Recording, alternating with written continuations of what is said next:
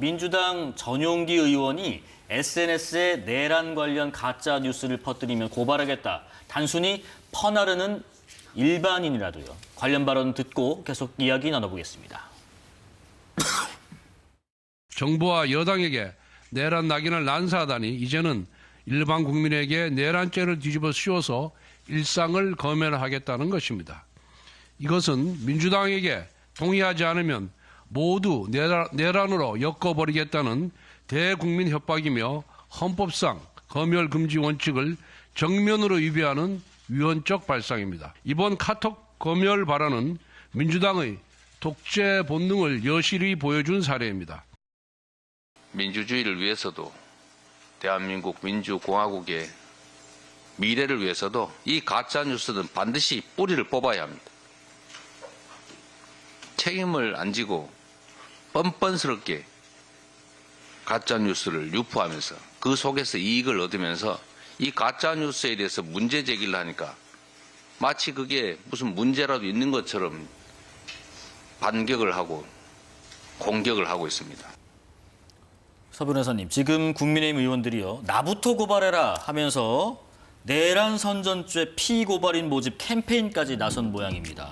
표현의 자유를 침해하는 것이다. 이렇게 반발하고 있네요. 지금 민주당 의원들은요, 그 이석기 의원 있죠. 예. 이분에게 판결문을 이게 좀 공부를 좀 해야 될 것 같아요. 민주당 의원들은 내란 선전선동이 뭔지, 예변모는 뭔지. 이석기 사건 통진당 있죠. 예변모에게 무죄를 받았죠. 왜냐하면 이게 그 실현 가능성 이게 황당하단 말이죠. 그 인력으로는 안 되잖아. 내란이 폭동이 예변모에게 무죄인데 선전선동에게 유죄가 됐어요. 따라서 이게 선전선동이라는 게 뭐냐?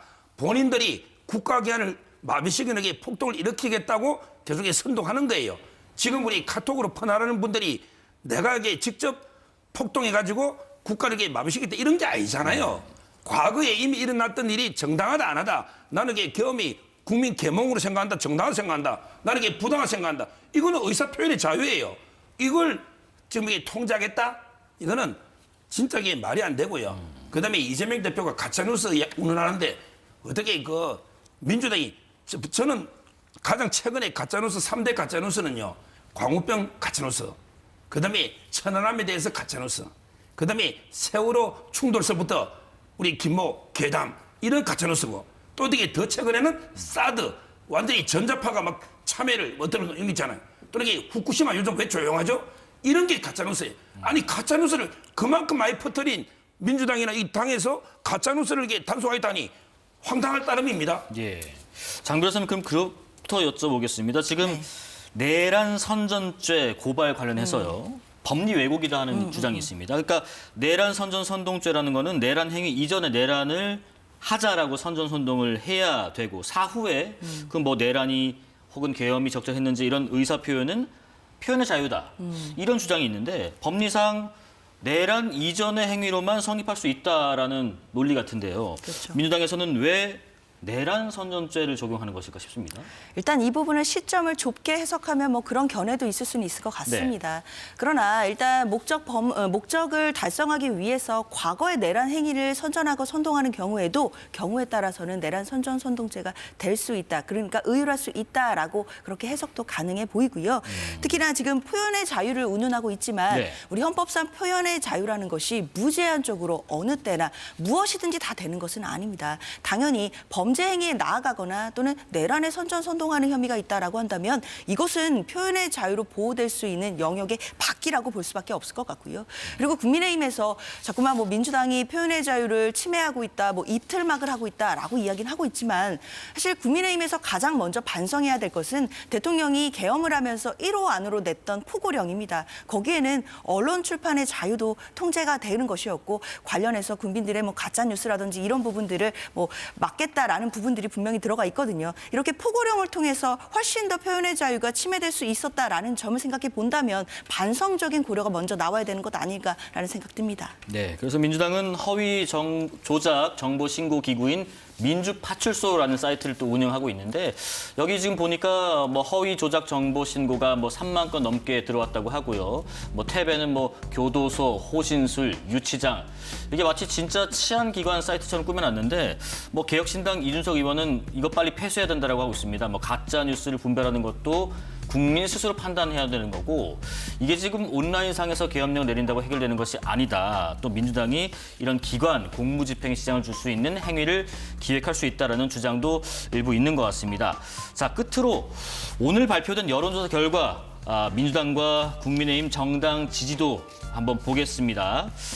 자, 민주당의 지지도를 보면요. 42.2%, 국민의힘은 40.8%라고 나와 있고요. 12월 3일에 윤석열 대통령의 계엄 선언 다음 주인 12월 둘째 주 양당 지지율 격차가 가장 크게 벌어졌다가 서서히 좁혀져서 이번 주엔 1.4%포인트 차입니다. 잠깐 소개해드리면 이번 여론조사는 에너지경제신문 의뢰로 리얼미터가 전국 18세 이상 남녀 1,006명을 대상으로 1월 9일부터 10일까지 이틀간 실시했고요. 표본 오차는 95% 신뢰 수준에 플러스 마이너스 3.1%포인트, 조사는 무선 97%, 유선 3%, 자동 응답 방식으로 진행됐고요. 응답률은 5.7%였습니다. 자세한 사항은 중앙선거여론조사심의위원회 홈페이지를 참조해 주시고요. 두 분의 의견 짧게 각각 들어보겠습니다. 서 변호사님, 이번 여론조사 결과 어떻게 평가하십니까? 지금 이제 그 천시민 민심은요 한 곳에 머무르는 게 아니고요 계속 옮기 다닙니다. 민심이 그럼 이게 어디로 가느냐? 겸손하게 그 국민의 뜻에 따라 겸손한 권력은 이게 민심의 힘을 실어줘요. 근데 그 오만한 권력은 이게 반드시 심판합니다. 지금 민주당이요 마치 이렇게 권력을 다 잡은 것처럼 오만하게 한 거예요. 그러면서 이게 조기 대선에서 이재명 대표 사법리스크를 벗어나겠다. 이렇게 무리수를 계속 던졌죠.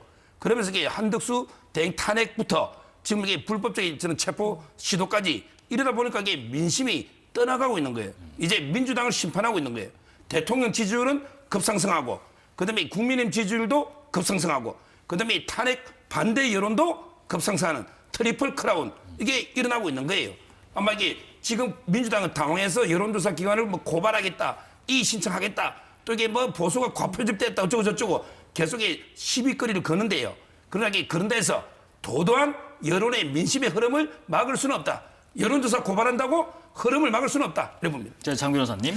아무래도 이제 위기 상황에서 보수 진영이 결집하고 있다라는 것은 무시하기 어려울 것 같습니다. 그리고 이제 국민의힘의 지지도의 이제 추세가 좋아지고 있다라고 하더라도 이것이 곧장 국민의힘이 잘했기 때문이다라고 여론으로 이어지지는 않을 것 같아요. 그만큼 지금 상황, 탄핵 정국이나 이 내란 혐의 수사와 관련해서 좀 지지부진한 모습, 그리고 공수처의 어떤 헛발질이라든지 미숙함 이런 모습들이 또 진보 진영에서는 실망감으로 표출이 돼서 또 민주당에 대한 실망감으로 반영이 된 것 같고요. 그에 대한 반사 이익으로 국민의힘이 조금 추세가 좋아지는 부분도 있는 것 같습니다. 일단 민주당으로서도 이런 부분에 대해서 겸허하게 받아들이고 국민들께 좀 더 안정감을 드릴 수 있는 또 그런 제1야당이 될 수 있도록 좀 더 전략을 좀 수정해야 될 것 같습니다.